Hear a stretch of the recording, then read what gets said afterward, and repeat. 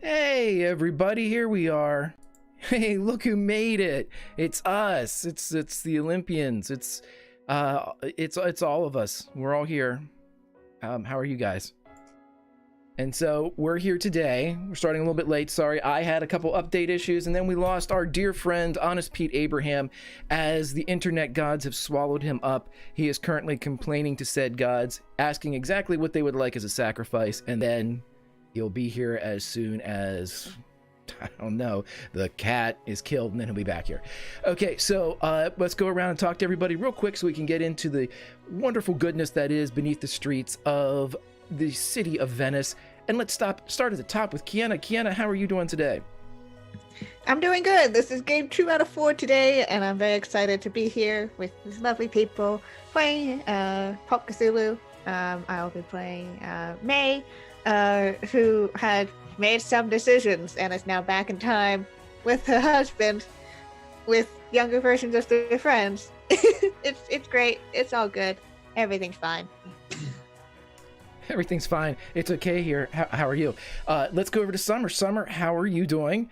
Welcome back to 1915. As all of our notes have said, we have a linear path here ahead. How do you feel about today? I feel really good about today. My fave is here, so no complaints. I'm excited. I mean, yes, there are 2 people who are not supposed to be here, but that's fine because I'm here and I am supposed to be here. That's right. Everything's great. And we'll go back to go forward to make sure that everybody catches everybody up to. Well, we can't do that. I'm lying. We're going to basically give a very brief overview of time fuckery and then proceed along this path of oblivion. And speaking about oblivion, for all of you May Black Roses Bloom fans, let's go down to Don. Don, how are you doing, bud? Oh, I'm great. I'm so happy to be back playing Barney, my folk sorcerer, back in time with his wife. Looking forward to a reunion with his good friend Joseph Dietrich. He can't wait for that. Can't wait to see him. It's going to be. That's why we came down here. It's going to be a long, just like a long beach run towards one another. I can see it. They're going to embrace, lift one another up. It's something that I personally can't wait for. It's been a season in the making, everyone. So let's see what we get. Now, like I said, to go back before we go forward, here on Project Cronus, we always like to do things briefly because, to be quite honest, it's well nigh impossible to get us up to speed on exactly what's going on. So with the briefest of overviews, last week we started Season 2 of Project Cronus, where both the older 1933 versions and the younger 1915 versions of all of the Olympians were mixed up into 2 separate teams. We stuck with the 1915 team that contains young Pete, young Mimi, and experienced May and experienced Barney. As they went back in time, they were able to travel the streets of Venice. Eventually, they were led down into the catacombs beneath St. Mark's Basilica, where they ran into none other than Jack Kilgrave. Jack Kilgrave, for everybody that doesn't know, is in the Project Athena timeline and in 1933, the handler or coordinator of the Projects division. He has been presumed dead for quite some time and not seen, and in this timeline, this is his first appearance. But here on Project Athena, or Project Cronus, what we like to do is just to sum up briefly what happened last time, we do a little headlines. And so, without further ado, here are our first headlines of the season. And wait, let me turn off all the music. Okay, what do we got, boys? Parents and child meet for the first time for the last time. Venice is cool this time of year. Hey, Pete, stop complaining about that massive grand mal seizure and mind-shattering psychotic episode. Be a sport and go by yourself to the Orient Express. Looks like Renee Clement is all aboard for prison. Mary Stagliani and Joseph Dietrich missing. Clues point toward a family crypt beneath St. Mark's Basilica. Where in blue blazes is Pete? Could he be dead, lying in some Venetian gutter, having succumbed to one of his many traumas? Barney begrudgingly goes to look for him. Pete found testing the bottled water of romantic Venice. The gang reconvenes. Get me to the church on time. Into the crypts. Who's surprised they didn't send Pete down by himself? Shoe fly, don't bother me. Also, sweet Jesus, that's a big goddamn fly. There's a light. Everybody sneak. Okay, fuck it. How about just Barney sneaks?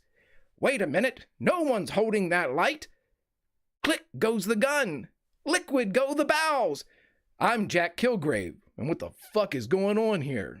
And that, ladies and gentlemen, are our headlines for this week. As I have hit the wrong button at some point and sent us into mass pandemonium. Okay. So, good thing I had that covered up. As we go... Oh, here comes Pete. Pete's here. Yay. What did I tell? You guys told me to do something. I should go to 1933. 1933, where everything's sort of okay. Do Okay. it. We're just going with it, everybody. We're going to go ahead and do this. So, as we are going to dive back down beneath the streets of Venice, as we are in the bowels of these crypts, surrounded by everyone that I just mentioned, but more prominently, one Jack Kilgrave. And to describe Jack Kilgrave, he looks, I don't know, almost exactly like a young Clark Gable. And as he turns with his thin, finely trimmed mustache, his broad shoulders, his 6 foot, 2.5 inch frame, he looks at everyone and says, "The hell are you people doing down here?"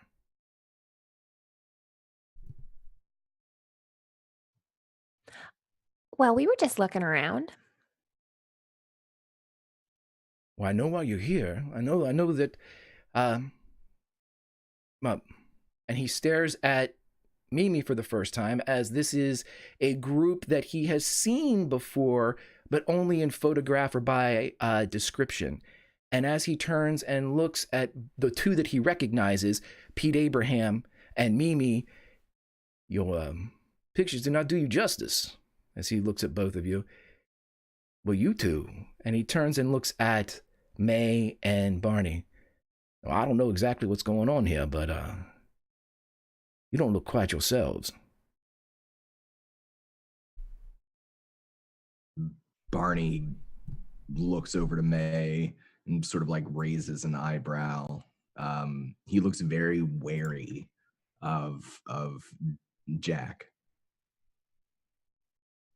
We're here to help. What are you doing here? Well, I work for Project Cronus.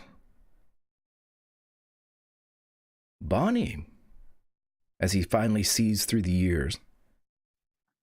Is that you? Yeah. Yeah, Jack, it's me. Roll me a psychology check, Barney. As he does this, he'll also say, "How are you here right now?"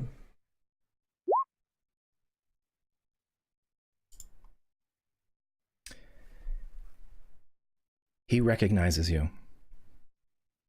Not because you're old, or in spite of you being old. He recognizes you regardless. So Barney knows that Jack Kilgrave in his timeline was a friend that he brought Project Cronus together, but Barney also knows that in the 1915 timeline, it wasn't Jack Kilgrave who brought the group together. It was another fellow by the name of Bryce Lapp. And so as he's sort of staring at him for a long moment, he'll say, What happened to Bryce Lapp?" Well, he's still here. He sent me to there's been a lot of talk. Barney, there's been a lot of things here, you see. They just don't add up. We heard all these terrible rumors coming in about the Orient Express and about problems, and while you all weren't named specifically as being involved in the negative aspects of these problems, I was to meet you anyway a little later. Bryce sent me here to Venice to meet you now.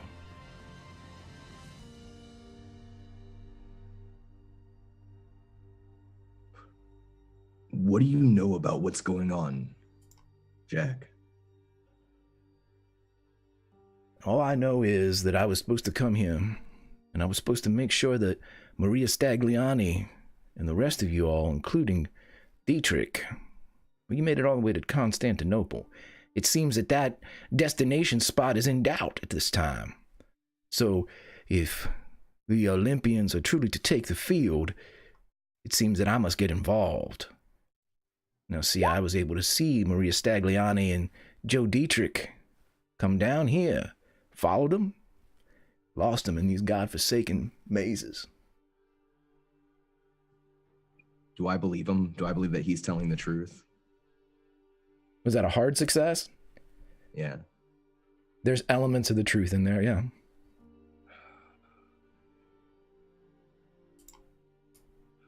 You're Jack, not sure.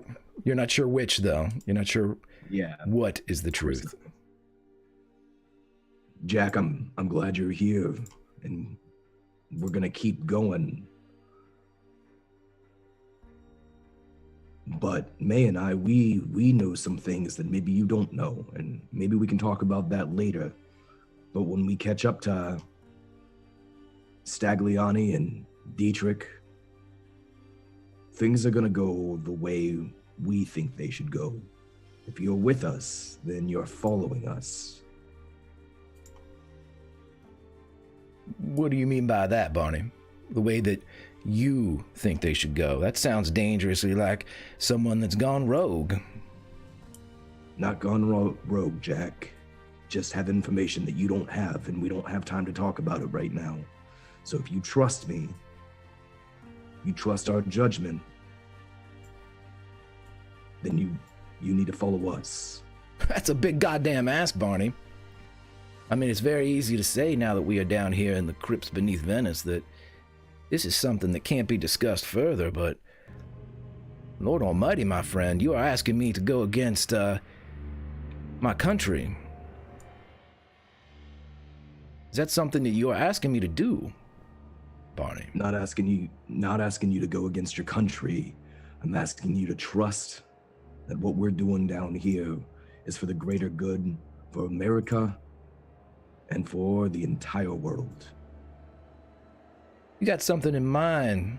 Why don't you tell me what it is, Barney? What do you intend to do whenever you catch up to Stagliani and Dietrich? Not sure yet. What do you mean you're not sure yet? He hasn't taken his hand out of his pocket. Once again, you sound like a man dangerously either without country or a rogue. Not rogue. We just don't know what they're doing down here. And until we do, I can't say how we're gonna act. Well, we should probably find them. You're right. Well, what do you all propose? I've been down here walking around, and besides some big goddamn flies, I haven't seen nothing. Starting to think they left some other way, and maybe they spotted me, didn't know who I was.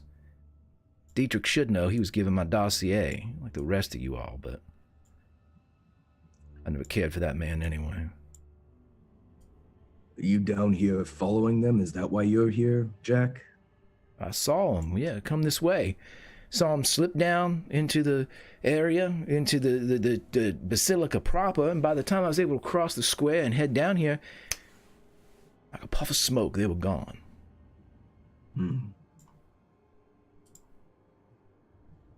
Well, there's got to be another way out then.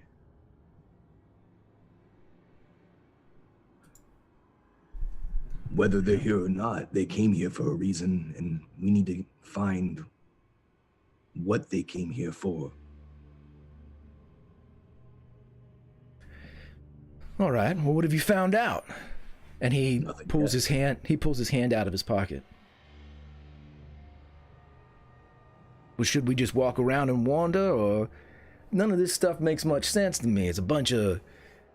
I skipped a couple Sundays. It's Sunday school. I mean, I think we should keep going, look for any evidence of where they might have gone, what they might have done while they were here. All right, well, let's look around then. And he indicates the area. As explained before, this is a main corridor with branching off sections that seem to be almost cul-de-sacs of family crypts. However, what you guys were able to reveal with your rolls last week is that this particular area seems to have done something that was decidedly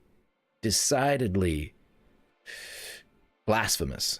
There has been at least 3 stacked corpses in the same crypt, which for a holy site such as this would only be done in the most dire of circumstances, but it seems to have become a regular occurrence here, as when you guys were looking around last week and last session, you saw that there were stacked at least 3 visible remains in various states of decomposition, and there were even numerous plaques that kind of denoted different families.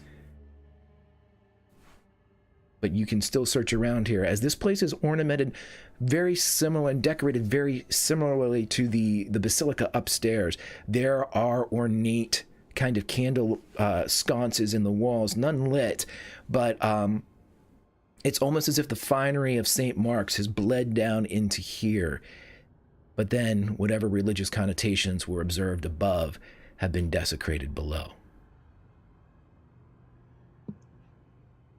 So as May's looking around, she in the she's kind of looking for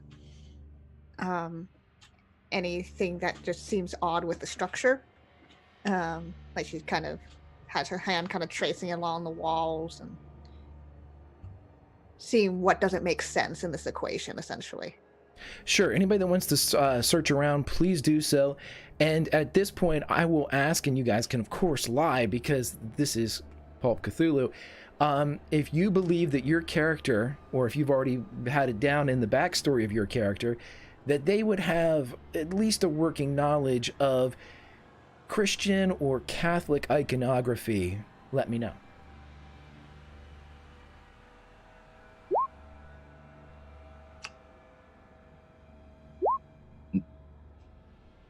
Not Christian or Catholic iconography, but I think Barney would be specifically looking for any sort of signs of ritual, occult, anything, especially anything that looks like it was done recently. Okay. Well, I will tell you this, Don, if you, with your regular spot hidden, if you catch something, then we can go ahead and do an occult roll for me too. All right.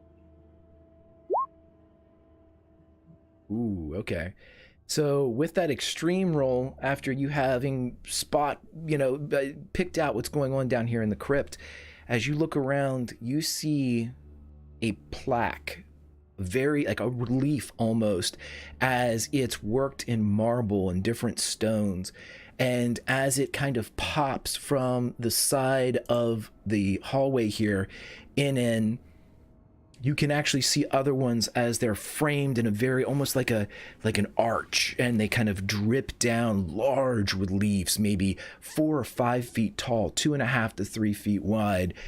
And the first one has Latin stamped into the stone around the arch. Because you are all learned, you don't necessarily have to have Latin.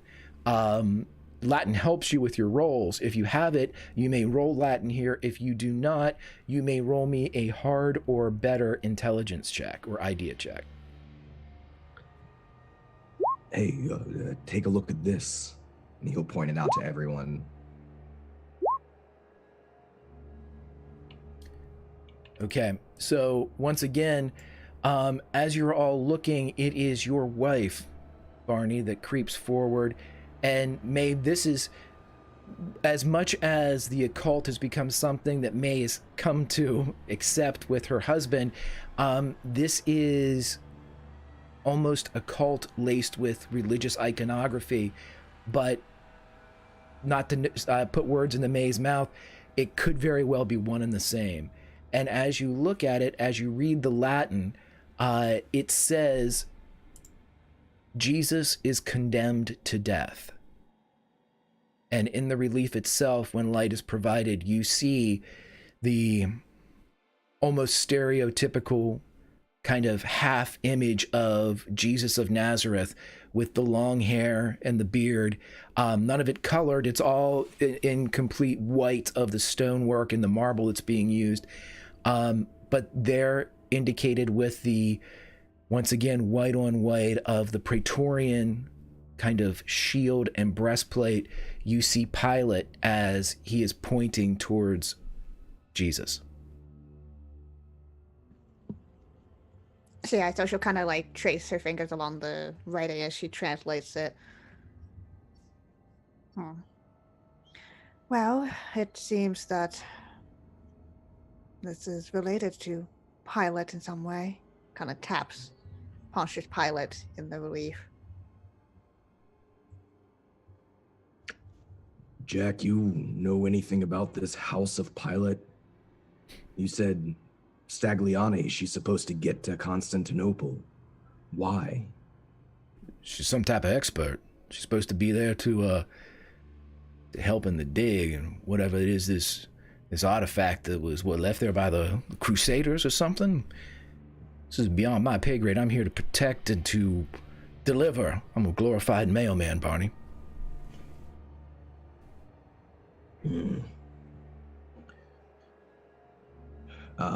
Are there any signs of, do we find any signs of Dietrich or Stagliani?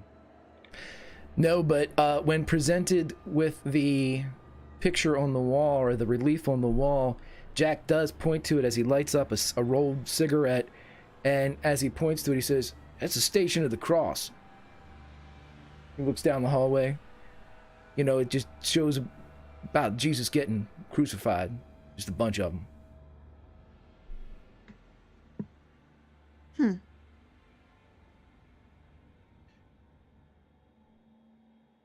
How does this plaque, does it look very old? Is it like or is it well taken care of? Everything down here, beyond having like a measure of moisture associated with it, because being in, below street level in Venice, nothing's ever going to be dry down here.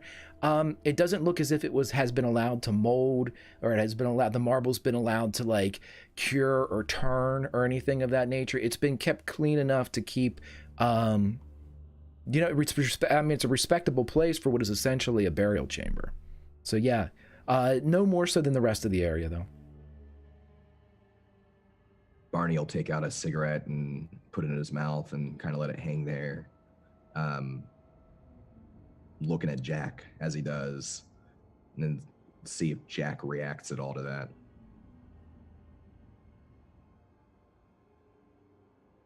He pulls out a box of matches. You need a light, or maybe once we get out of here. He looks around. There's got to be, I don't know, I've been in crypts and catacombs before, some sort of secret passage. I'm sure of it. Usually you just like pull on, a relief or something, and then like a wall swings around, and like a set of hidden stairs. Sometimes it's a torch. You just pull down on the torch. You'll pull down on the shield just to try it. What kind of books are you reading, Barney? I mean, damn, this is real life. There's secret passages. This is a church, for God's sakes. Look, you saw him come in. You didn't see him leave. That doesn't mean they ducked down some type of secret passageway. I mean, hell. Go ahead. Okay, what are you trying to pull on?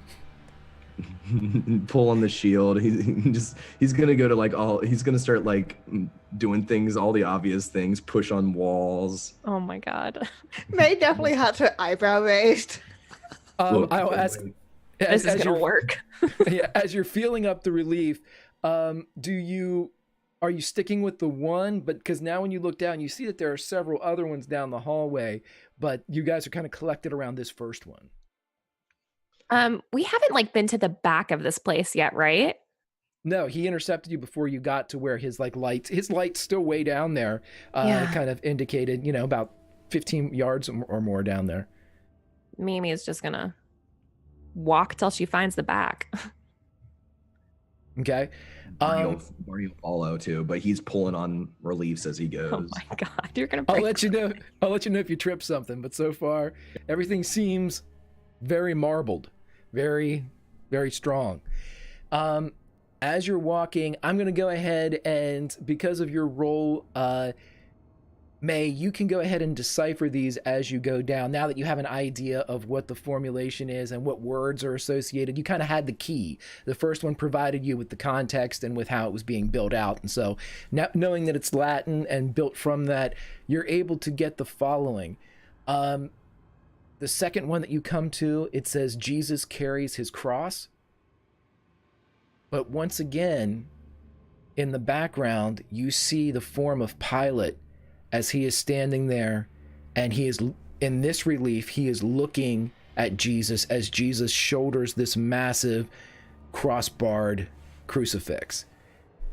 The next one you come to, it says Jesus falls for the first time, and in this relief, you see the figure of Pilate rushing from the crowd towards Jesus.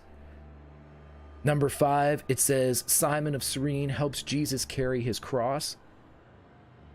And you see again the form of Pilate as he is ordering this man to pick up the crucifix of Christ. And then you see Veronica wipes the face of Jesus. But here's where something different occurs. According to the occult religious connotations of this, Saint Veronica wiped the sweat and blood-covered face of Jesus, and when the veil or the piece of cloth was removed, an image of the Christ was imprinted on the cloth. In this one, you see a image imprinted on the cloth that is smeared and obscured.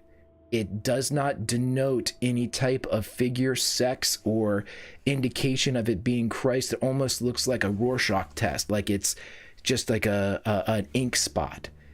And everyone roll me a spot hidden.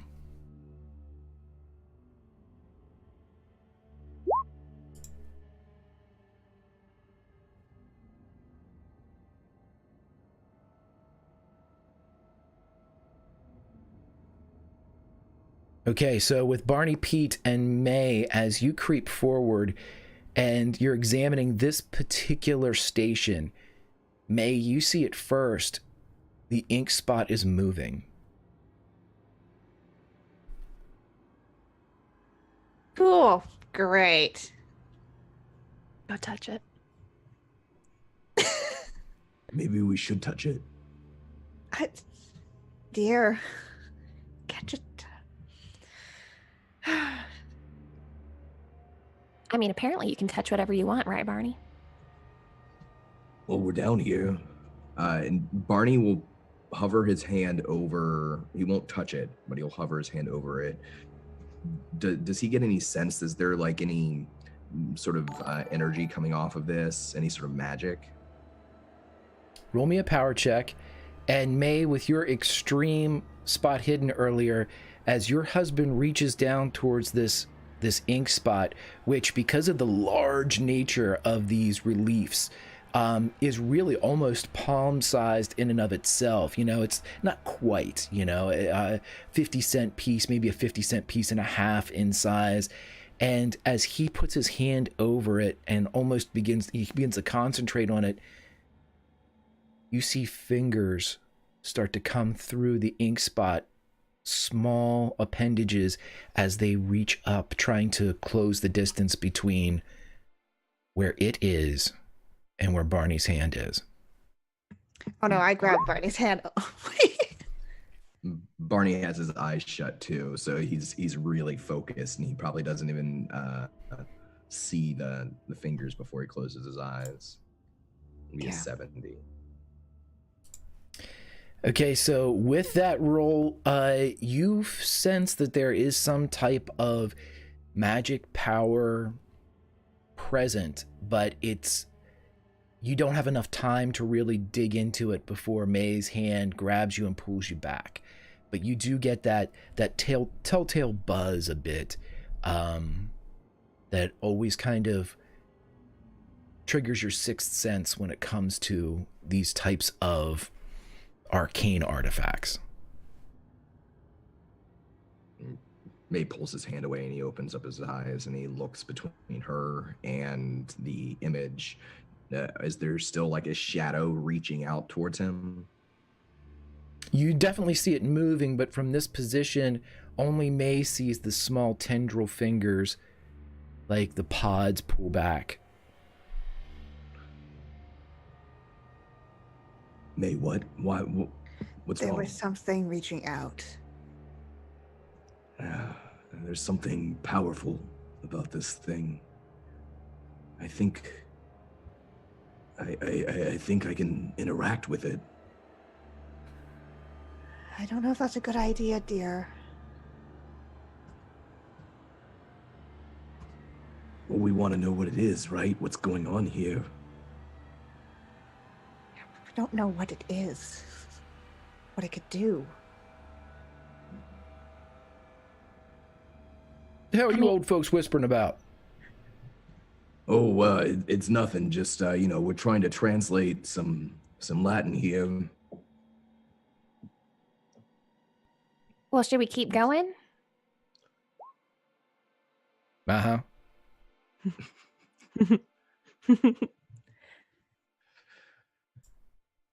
Got a ways to go. Yeah. Let's keep going. Maybe we'll come back and take another look at this later. I mean, we gotta leave at some point.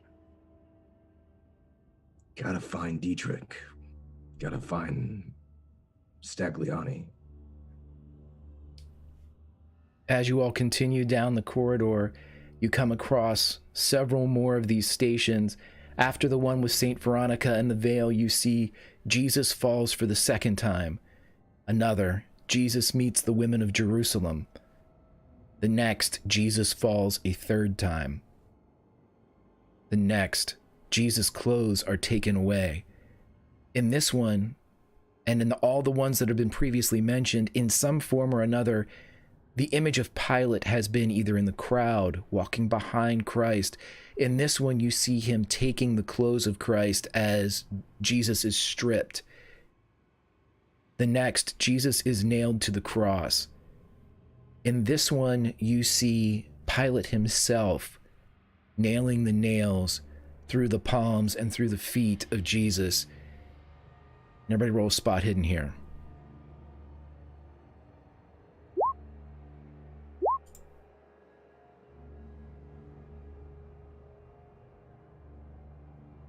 Mimi, as you are looking at this one, and perhaps you have, if this is like a walking tour of the crypts of Venice, you have a better spot at this station than perhaps some of the other ones you've had.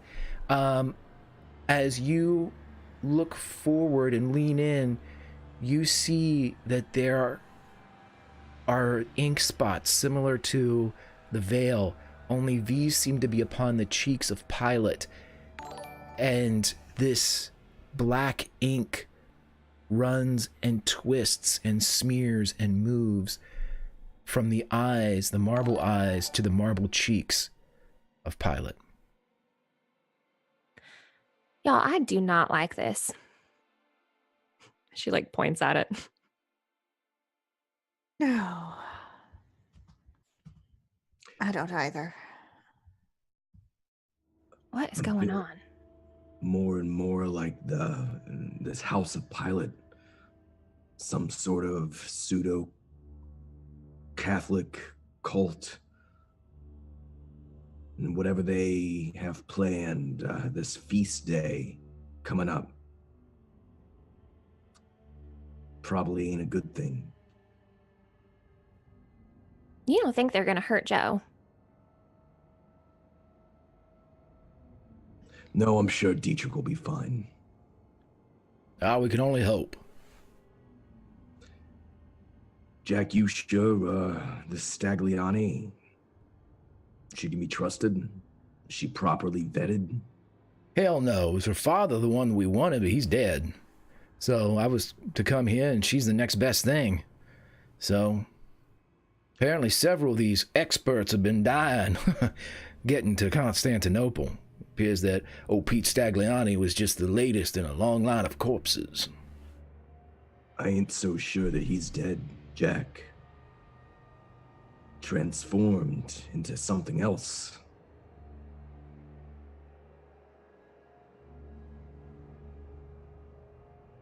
Barney, you will excuse me, but you have been fingering these statues, trying to find a secret passage. And now you're telling me the dead man is not dead, but he has become something else. He is transformed, I believe the words you said, but this is odd, to say the least. He's looking at everyone else. He's looking at May. He briefly looks at May and then leaves her gaze and seems to kind of shoulder and square up more towards Pete and Mimi. What do y'all know about these two? Well, not that much. I mean, we just met, basically.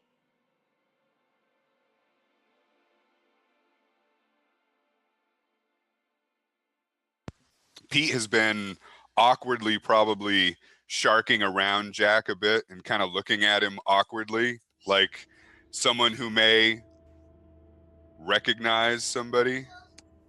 So probably kind of nervously, kind of like maybe positioning himself behind Barney and kind of unsure of exactly what is going on. But yeah, so kind of just being quiet and very odd for Pete. And I was going to tell you, Pete, what you experience too is you see yourself sharing a drink and playing a round of billy or billiards with Jack Kilgrave. You see the porch of a place you know is headquarters, but a place that in 1915 you've never been to before, staring out at the sunset as Jack tells a tale of a war long past. And you can't understand why you have these memories, why these things are rushing to the forefront of your mind, but you have a comfort level with this stranger that you've never experienced before, because you have tales aplenty that seem to include this man. Kind of, Pete shakes his head real quick and proclaims that he in fact was not cheating at the billiards, and that was still a great affront to me, that you think I would cheat at billiards against you, Jack. All y'all are just acting crazy. Right? His hand has gone back into his pocket, and he kind of moves over and stands shoulder to shoulder with Mimi. Listen, being around Bryce, I've seen some crazy things. I've experienced crazy things that shouldn't happen, but we all need to sit back. Maybe just take a bit. Make sure that we're all understanding one another clearly. And he keeps his eyes on Pete and Barney and May. You're all cracking up a bit here. And beneath these streets and place of the dead, even I can get spooked by something like that.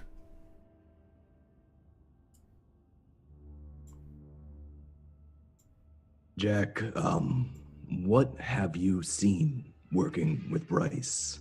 You said you've seen some strange things. Unexplainable things, like people going down into a goddamn crypt and vanishing.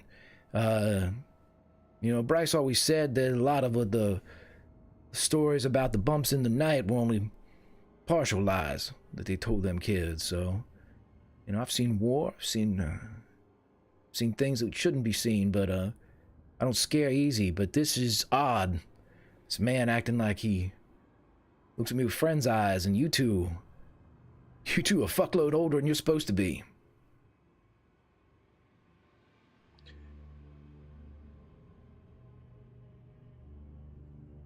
It's been a long day. There's a lot to talk about, Jack, and we don't have the time to talk about it all right now, but I assure you, we're not crazy. All right. I want you to trust us. Hey, trust is a thing that is earned, my friend, but I will not shoot you in the back or club you with the butt of my gun. I'm here to help you all get to Constantinople, and help you I shall, even if you're crazy. We work Be as a more- team. Okay, Well, then y'all team should it tell us is. what you're thinking. Barney touches the relief with the ink spots and puts his hand directly on it. Everybody roll a power check for me.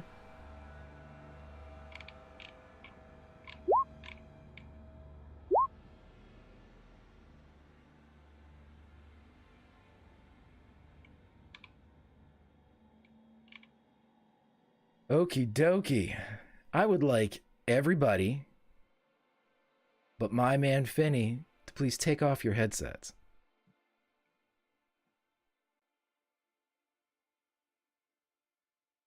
Do, do, do, do, do.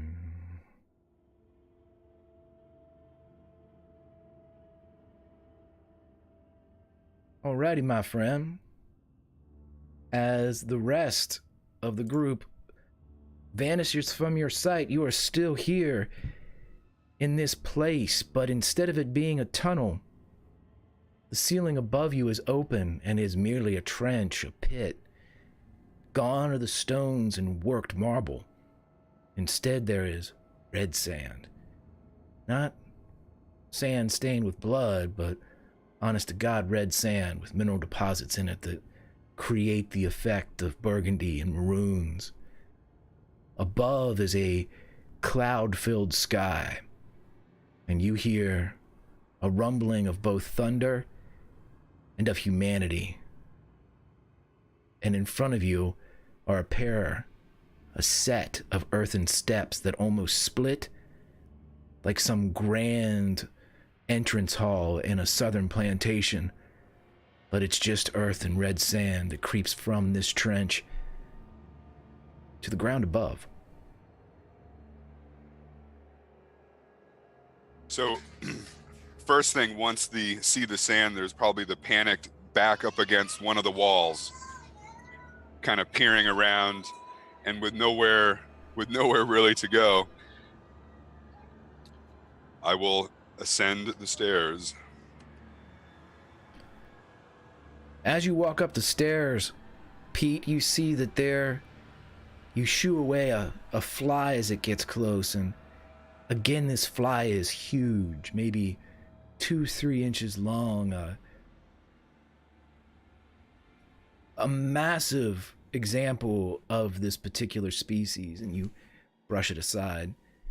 And as you climb up from this trench, you see silhouetted against this sky preparing for storm, silhouetted against the atmospheric glow of the clouds behind and the heat lightning that is captured within those banks. And as you look up, you see 3 crosses. And I'd like you to roll a spot hidden for me here.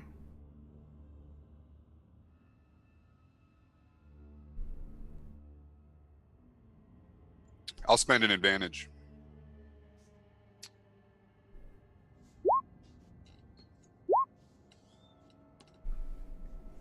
Regular success. As you look, you see what even someone that just has it doesn't have to be religious knows what they're looking at. This is Calvary. This is Golgotha. This is the mountaintop where Jesus Christ was said to have been crucified. But as the stories say, and as those with faith believe, not just Jesus hangs from this center cross. You see that on the 2 crosses to either side, they are filled, and in the stories and in the faith-born passages of Bibles, these 2 were known to be thieves. One of them repented, and as the believers would believe, went with Christ to heaven. The other did not, and in so doing damned himself for all eternity. But thieves you do not see on the 2 crucifixes to presumably Christ's right and left. You see Barney and you see May.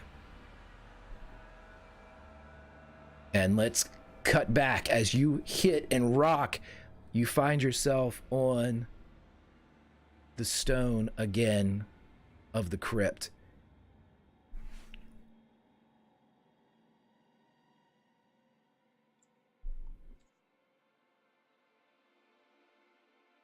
As we get everybody back in here, you all would see Pete simply drop to the ground. This has become a regular occurrence for several of you, as Pete seems to be experiencing severe emotional and psychological trauma as a result of this splicing of the timelines. But in this respect, he drops and stays conscious. He does not have a seizure. He is just hands and knees on the stone below. The rest of you felt a flash when Barney's hands touched the ink spots. It didn't do anything, though, and it wasn't an illumination effect. Your eyes don't carry an afterglow. It was almost as if your mind processed this flare. It's gone. Your eyes are once again accustomed to this gloom, but without the need for a roll. When you look around, each of these stations seem to be producing light, and you still have 3 stations to go. Mimi just cuts a look at Barney, like, why would you do that? And then bends down to check on Pete. It's like, Pete, you all right? Roll a first aid for me, Mimi. Cool.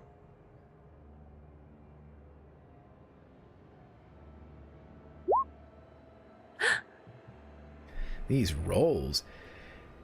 Okay, so when you reach down and he looks up at you, because of that first aid roll, you notice a couple things as you kind of tend to him, much like a mother would to a child, or a schoolmate would to somebody that had just taken a nasty fall on the playground. And as you kind of attend to the pressure points of palm and the pressure points of knees, when you look and pull the hands up from the ground, there are 2 bleeding wounds in the center of Pete's palms.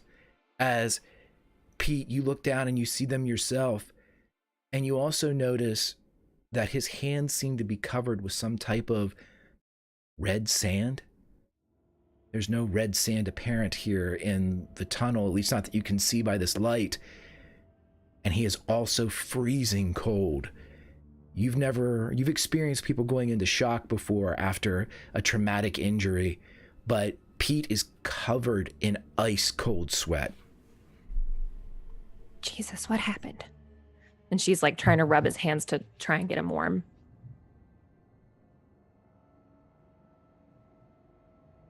I'm conscious, correct, Greg? Oh, yeah. Yeah, I would let out a blood-curdling scream in looking at my hands, and probably scamper back, pushing myself as best I can, just kind of back against a wall so that kind of everyone is in front of him so that he can see everybody. And then... Oh, go ahead. I was going to say that's the perfect time for everyone to start rolling sanity checks as Pete continues. Go ahead, bud.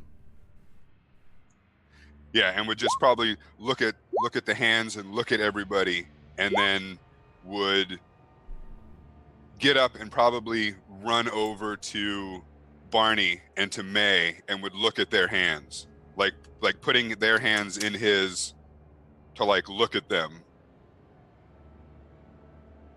and then to May as well. Barney will let you take his hands. But it's okay, Pete. It's gonna be all right. Can you tell us what's going on? You were a thief, Barney. You were a thief. And you too, May. The thieves. Pete, you gotta tell us what's going on. The thieves. 2 of them. 2. Can you elaborate like a little bit more than that?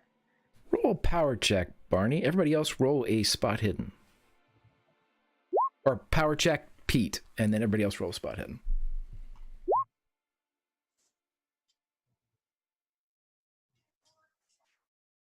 Okay.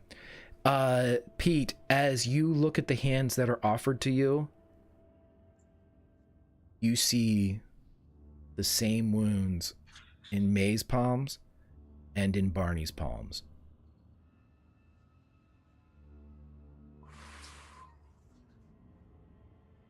The rest of you, Oh, go ahead.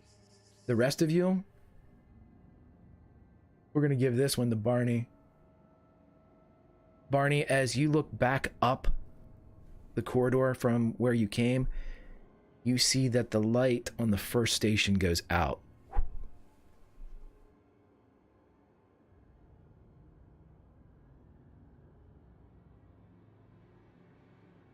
Pete and Barney will squeeze Pete's hand, trying to comfort him. It's all right. Whatever you saw, it was just something you saw. Calvary.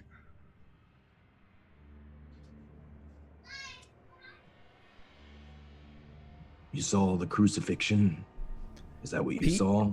Pete, you take 4 sanity as when Barney cups your hands, his blood is mixing with your blood and it is coating the backs of your hands up your wrist. Now, of course, Barney, you see none of this. Did you say Calgary, Pete? Pete pulls his hand away, just kind of looking at them and looking at Barney and May, and then panicking would go to look at Mimi and Jack as well. Probably looking at Jack will be a bad idea, but it's panic. Yeah, Jack's got his gun in his hand. It's not pointed at anybody, but it's in his hand pointed down. He's not saying a word. Pete, it's gonna be all right. You just gotta breathe.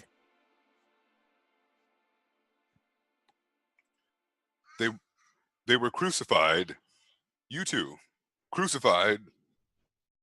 2 thieves. You. It was just in your shell. Cavalry. And Pete would raise his hands up.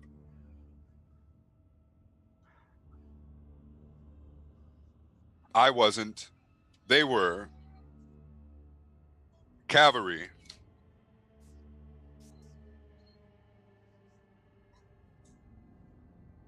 The second station goes out. We gotta go. We gotta keep moving. We can't keep going with him like this.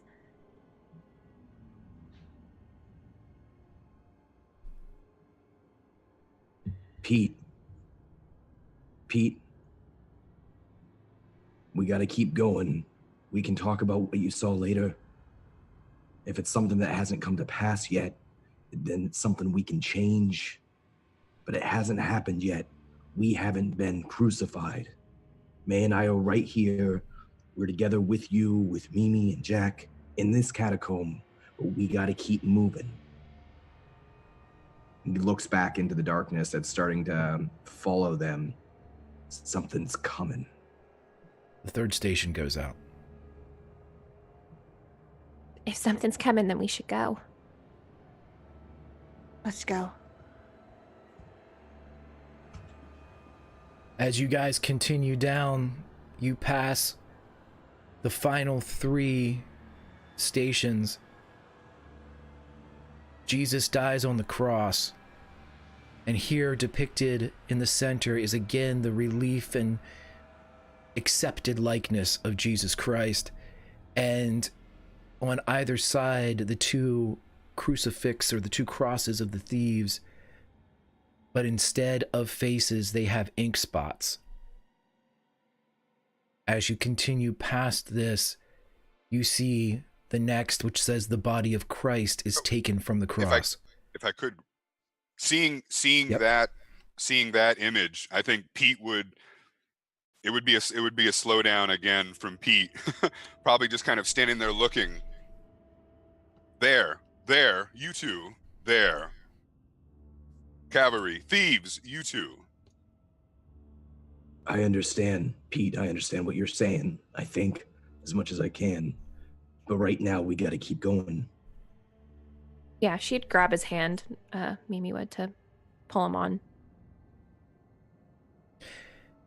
As you continue down, you see the next, which says the body of Christ is taken down from the cross. And in this one, instead of what is the Catholic or Christian accepted image where Mary, the Virgin Mother of God, cradles her fallen child, it is Pilate who is cradling the form of Christ. You get to the next, it says Jesus is laid in the tomb.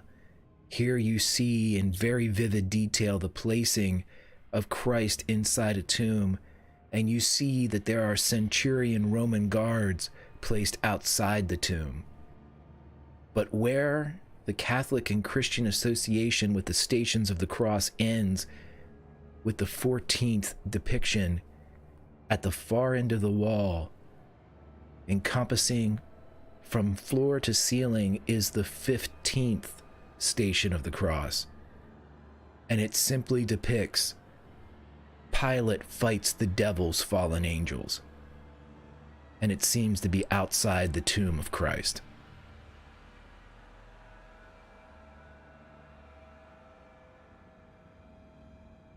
Are the devils depicted on the image? They are. Do they look familiar in any way whatsoever? One of them appears to have leather straps, white on white bandages wrapped heavily around the frame, constricting it in place. One of them appears to have some type of cavity in its stomach. Many of you would either remember or remember having seen, Pete especially, this blob that exists in the cavity. And also you see a little boy.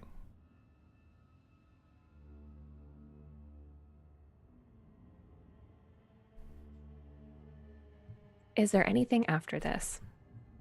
Or are we at the end? You are at the end, and as you look back, the darkness is about 7 stations behind you. It's no way out.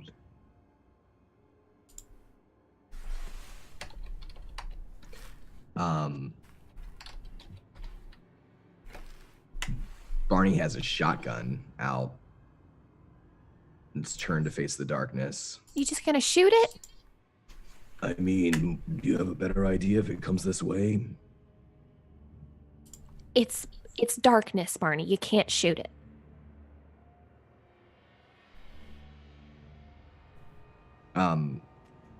You look around for any sort of signs of a secret passage.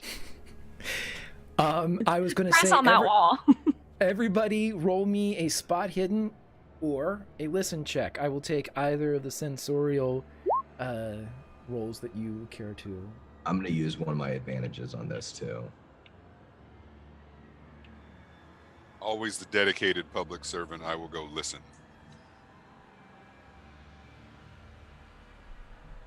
Jesus. Yeah. And like every dedicated public servant, you fail to hear. Except for May. May, as you get towards this area, you see with this life-sized image on the wall. This one no longer 4 feet by 2.5 feet. This one extends, even in some respects, as it's ratioed. It's an expertly done relief, as there is an almost three-dimensional quality to the scene as these Romans and Pilate fight these creatures. You can see that the maybe 3-foot high stone in front of the tomb is slightly open. Oh yeah. Is just like, okay, dear, you may have had the right idea. And she just kind of pushes it. Okay. Who's going in? You have to actually go into the relief. You're kind of stepping into this scene to get to the stone, which doesn't sound nearly as nefarious as I'm making it sound, but who would like to step I'm sure, Greg. Sounds pretty nefarious. Who would like to step into the scene? I've already gotten it starting to push it, so I guess I will, Greg. Oh, okay, if you want to, sure. So as you go in, Kiana, May, without the need for a roll, you start to hear whispering. And it's whispering along the lines of almost a hushed or a stage whispered battle as you hear orders being shouted out. Over here, come, go. And it's all in perfect English as it comes through, unaccented, no hint of British or Italian accents being here in Venice, but you hear it coming through, come on this way. And then you realize that it's coming from both sides of you as you pass through these two warring parties. You hear presumably whispers from the Romans as they move in defense of the tomb, and you hear whispers from these devils as they promise death and horrors most foul. But what perhaps chills your blood the most is the high-pitched cackling of a small boy. And I'd like you to make a sanity check for me, please. I'm using advantage on this. You can on sanity, but that's okay. Oh, great. Yeah. That's a success anyways. Thank God. There you go. There you go.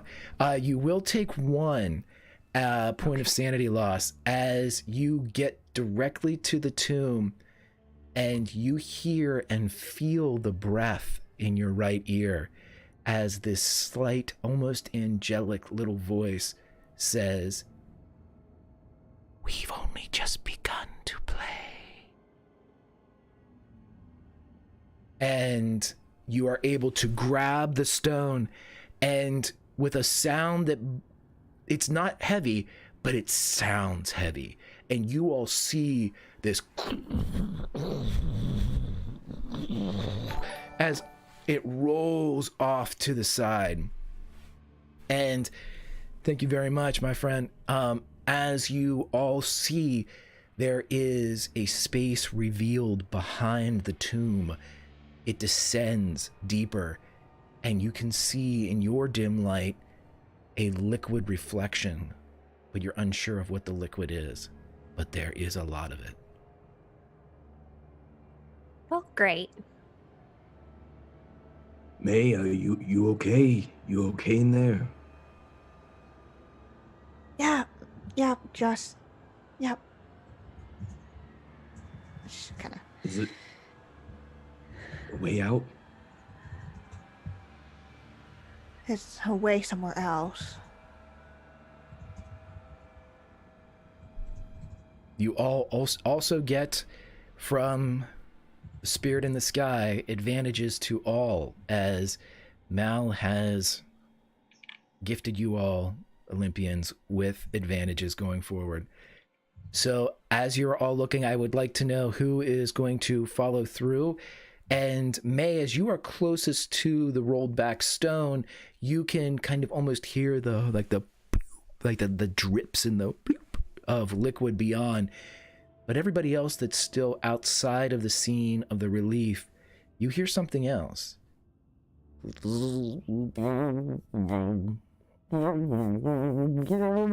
As the sound of bloated corpse Golgothan flies begin to bleed and roil from the darkness that is putting out the stations. A couple of them breaking ranks and heading into the shadows of the tunnel, but they quickly return to their larger mass as the begins to grow and intensify. Yep, it's time to go. And she just grabs Pete and starts dragging him through, knowing you probably won't go willingly. There was one there. There was one there, Pete screams. Yep, we're going through. How far away is the what's Jack doing? Jack is backing the fuck up. He sees you pull a gun to the shadows. He has yet to raise his gun in any type of threatening way, but he sees these flies coming out of what looks like a mass of these things, and he's backing up all jests and antagonistic bullying aside that he gave you shit for earlier, this secret passage looks great as anything he's seen. So he starts slipping through between the relieved Roman soldiers and the devils that are outlined in marble. As everyone else retreats, Barney will lower his shotgun. He's taken a couple of steps back towards the relief too, but he's still facing the coming darkness, and he'll turn his palm up, and no lighter this time, something he's never done before. 5 flames, blue-green seafoam flames dance up from his fingertips, and he closes his eyes and he says, Shagnog Shug Thod. And I'm going to cast Call Tempest to try to create an opposing wind that blows back against and maybe can slow down or stop these flying nasties. Absolutely. I love that. Do me a favor and roll a power check. I will do so as well. And this is opposed for all intents and purposes.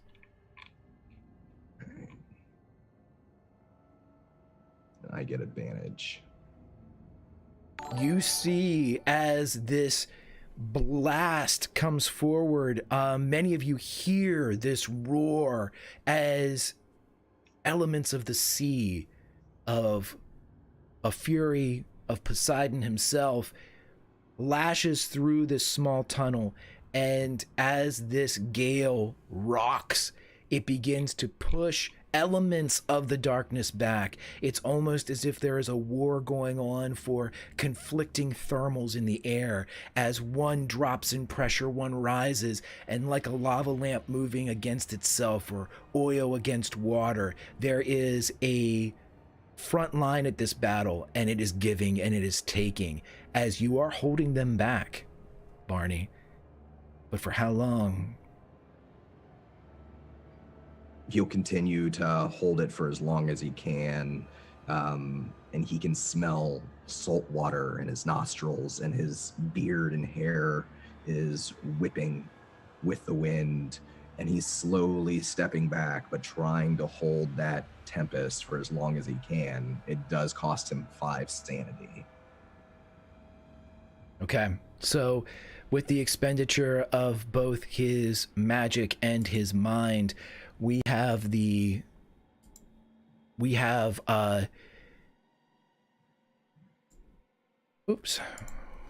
our guy holding back this gale of shadow and fly. And as everyone goes through, tell me who is walking through. We know we have Mimi coming. Jack has crawled through and escaped himself, but then we have Mimi and Pete going through, correct? Yeah. As you're going through, you hear a whisper in your ear, Mimi. I'll see you soon. Pete, as you go through, you hear a sentence seemingly delivered by lips of someone that you think you should know. It is not the shrill cackling of a demonic child, nor is it the yells of tactical delivery from the Romans or Pilate, but you hear a voice that seems serene, and it says, "One among you will betray me." As you pull through the scene into the tunnel beyond, Barney, as you are backing up, you feel your back, small of your back, and your hamstring kind of bump against one of the centurions that is in relief as you begin to kind of slip between them, still keeping the shadow at bay. Everyone else inside this area, you are gifted not with an escape, not with a ground escape, but before you, in a complete dead end of a cave, there is a sunken and submerged tunnel.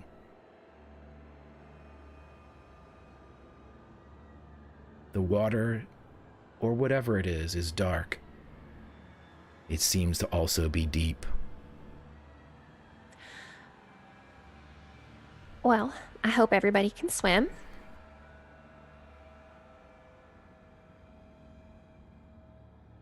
Yeah. Um, and May definitely is like kind of sticking close to the entrance, kind of keeping, you know, see if whenever Barney comes through, getting nervous. And Barney's slowly making his way back, still trying to hold the Tempest, which he can do for, I think it's like at the magic level he expended, he can do it for 2 rounds. So once that starts to break, he'll make his move to join the others as quickly as he can. And do any of these centurions have like actual swords, like real swords, or are they just stone depictions? They are stone depictions. They are incredibly lifelike. You think that if you would be able to, like chip off a hand of one of them, you could potentially use the sword itself as a weapon. They look so much like a weapon. The balance you would have no idea about until you were able to actually free it. But as far as its proportion to you, it is the size of a sword. It seems to hold an edge. It is beautiful in its artistry. But I will tell you this. It seems like you're going to have to buy yourself some time if you want to hold these things back enough that will be beyond 2 rounds. I will let you know this, and this is the bargain that I feel is very fair. For every additional round you would like to hold this, I will not charge you magic points. I will not charge you sanity. But for the low price of 1d6 health, I will allow you to hold back this tide with your Tempest. And how much time will it take me to hold the the swarm at bay? Well, if everybody gets into the water and you're kind of the last in, you think you could probably get it done in a round or 2? Yeah, absolutely. To be able to get everybody else, and he'll call back over his shoulder. You can see, I don't know if you guys can see his face from where you are or not, but there's a lot of strain in his face, and he'll say, "Go, keep going. I'll catch up." Yeah, Mimi will test the water. It is very cold. Of course it is. All right, let's go. Where do you want Jack to go? He's with you. He will go where you indicate. Like before, first, or between somebody, or whatever you'd like. Jack, if you could just help me keep an eye on Pete. One among you will betray him. Hey, Pete, if you could just stay with us here. Can you swim? 20% of the time. All right. Roll a charm roll for me, Mimi. Okay.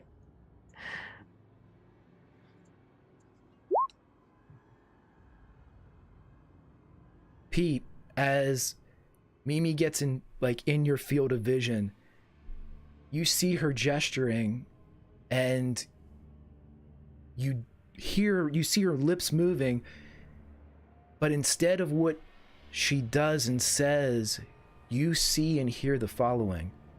She steps in front of you and reaches up and straightens your tie and says, "You've got this." I've got this. Yeah.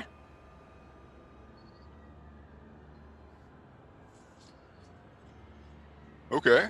I will follow you, my dear. All right, well, I'll go first, I guess. She'll go first. As she hits the water, I would like you to roll a con check for me. And then I would like a con check from Pete.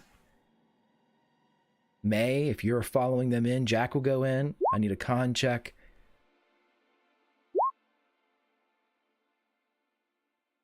Can we make it 3 for 3? Can we make it 3 for 3? May is lingering by the doorway, like she kind of got, like she's kind of torn between her friends and her husband. Okay. So as they slip beneath the surface of the water and begin to, you can see the ripples as they move deeper past the boundary of the wall. Are you going to hold this? And if so, what did we get for our first D6? I'll let you roll it, my friend. All right. So for a second, the fire goes out in his hand, the sea foam fire, and as I'm guessing the swarm is already starting to approach. As soon as that happens, he turns towards the near centurion statue and fires at its arm and hand with his shotgun to try to blow off one of those swords. Okay, you can definitely 100% hit. Roll me damage and see if it's enough to break through this. Oh yeah. Boom. Right at the palm and the wrist area, it breaks free and you're able to grab it as it comes down. It's heavy, but not as heavy as you expected. Okay, and he'll, so in that moment, he's working as quickly as he can. He throws the sawed-off shotgun back into his coat, picks up the sword, and then holds out his hand again and try to concentrate on that spell and continue his retreat while holding the swarm at bay. Roll me a 1d6 as All right. your magic has not left. Cool.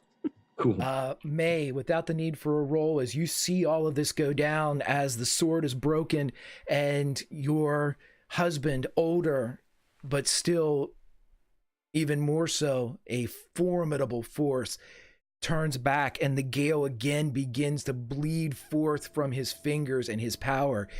But as he turns against the dripping wet of his gray and salt and pepper beard, you see pink leak into it as blood begins to trickle from the left nostril of your husband.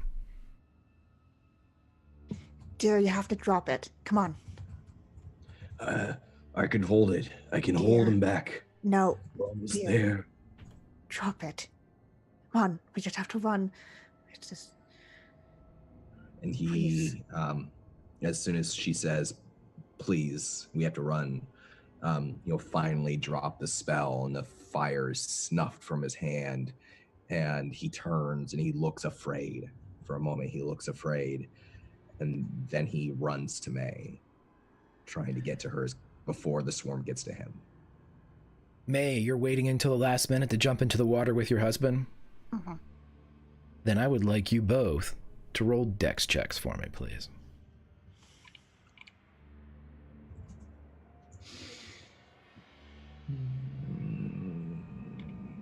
Can I use an advantage on this? Sure can. Okay. Got 4 points of luck. I'm going to use an advantage too, because I have not been rolling well today.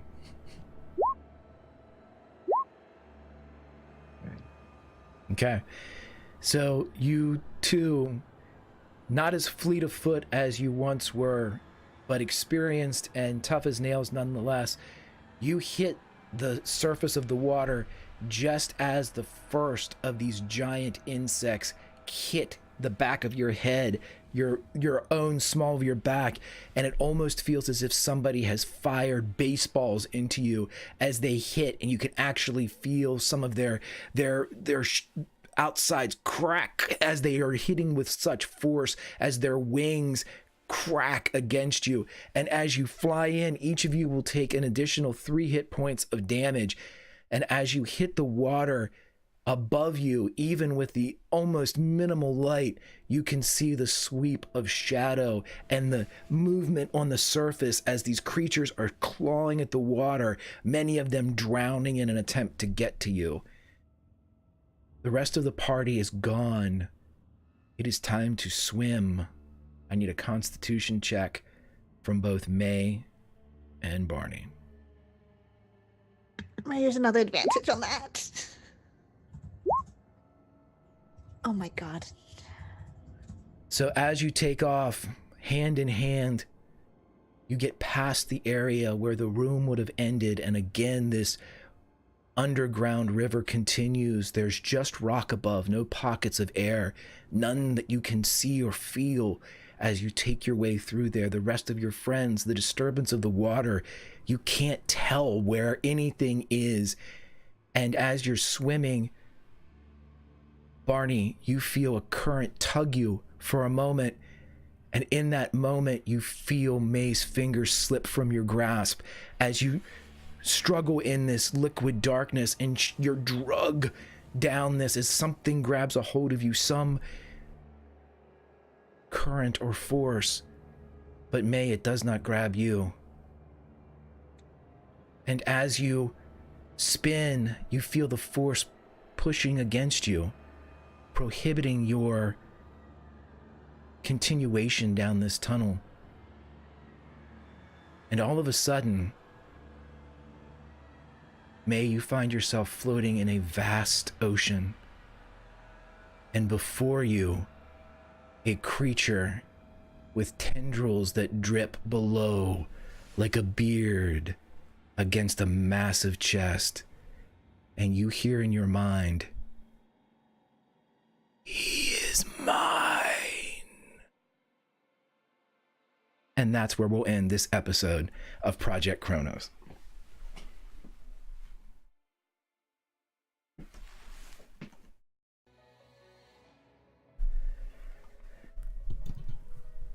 Alrighty. Had to leave a little bit left as we got right where we needed to be. So thank you everybody for being here. And I want everybody to know that not only did Mal give advantages, you all have boons coming. So next episode, look for the boons from Mal. I believe that you are going to need them. But as we jump around and say goodbye to everybody, let's talk to our Olympians one last time. And we'll start with Finny. Finny, how are you doing, brother? And how did you like your time in cheery old 1915?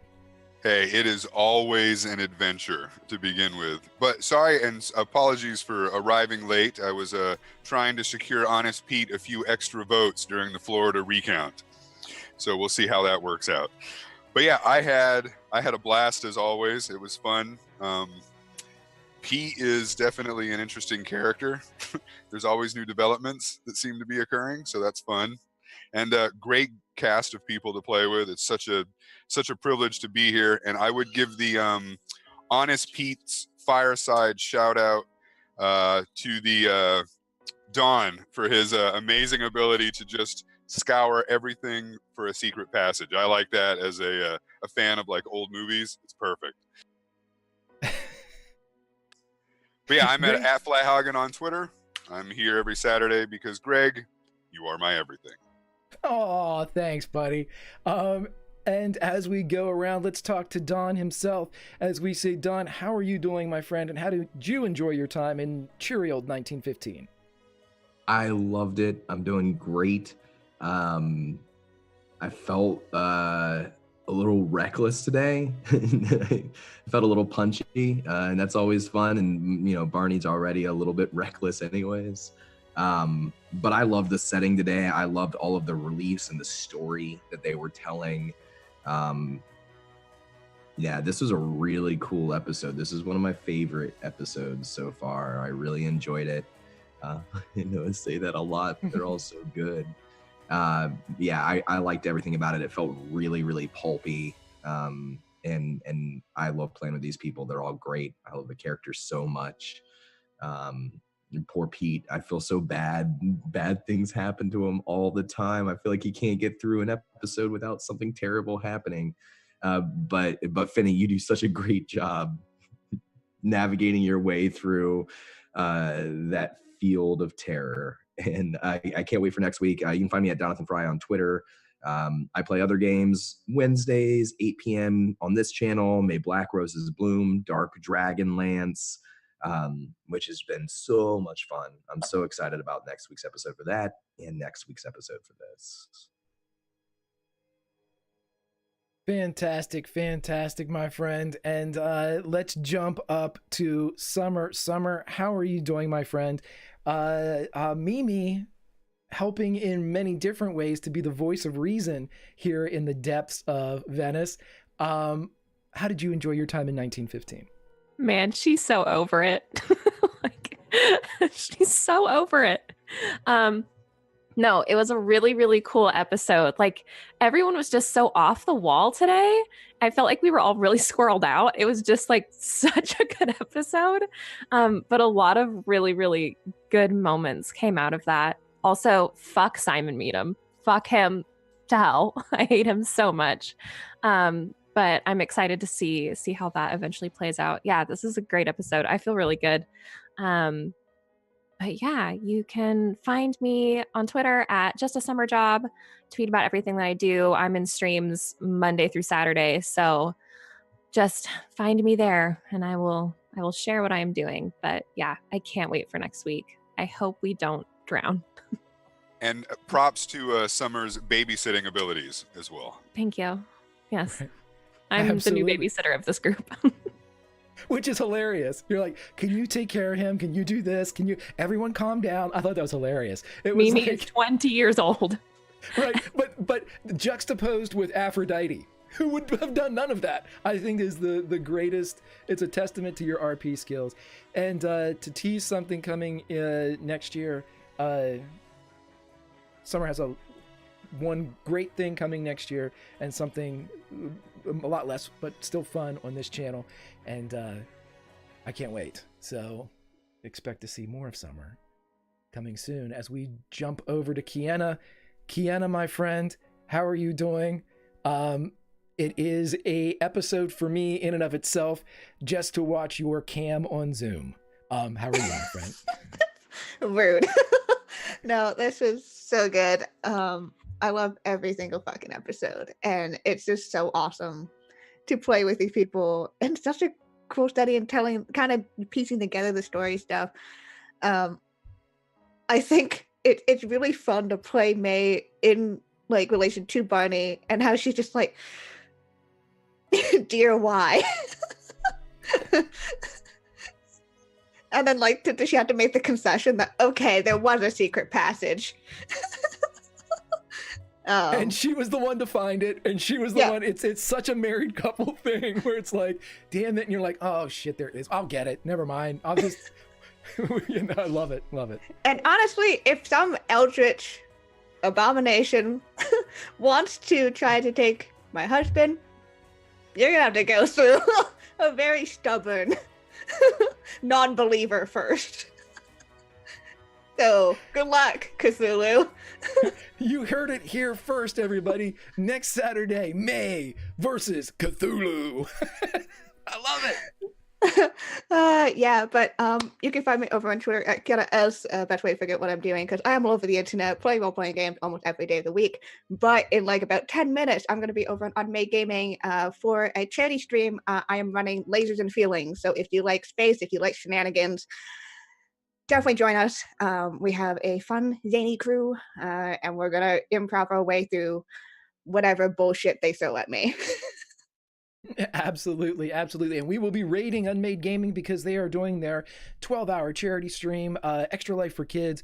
It is a fantastic, fantastic charity, and we should go support them. We will be doing so in a minute. But me, I am Grimjack21502 on the Twitches and the Twitters. Everybody, please go right ahead and follow again these lovely people to make your lives brighter. They are down in the shadows and the sewers of Venice, but you don't have to be. Following them is happiness incarnate. But me, please follow us or come by tomorrow night as Project Athena, the sister show to this here Pulp Cthulhu tale, starts at 7 and goes to 9 p.m. Eastern. We have a lot of fun things going on there. I see Lord Conti in chat. One of Lord Conti's new season creations has broken free of the lab, and it will definitely make a horrific appearance tomorrow night.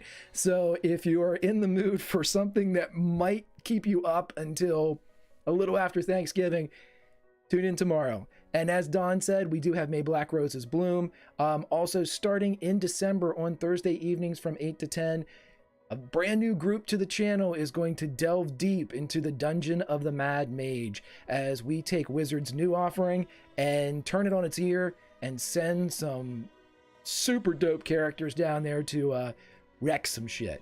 But until then, we are going to go raid our friends over on Unmade Gaming. Thank you all for being here. Mal, thank you very much for the contributions and the donations. Until next time, everybody, if you're going to roll some dice, do it with some friends.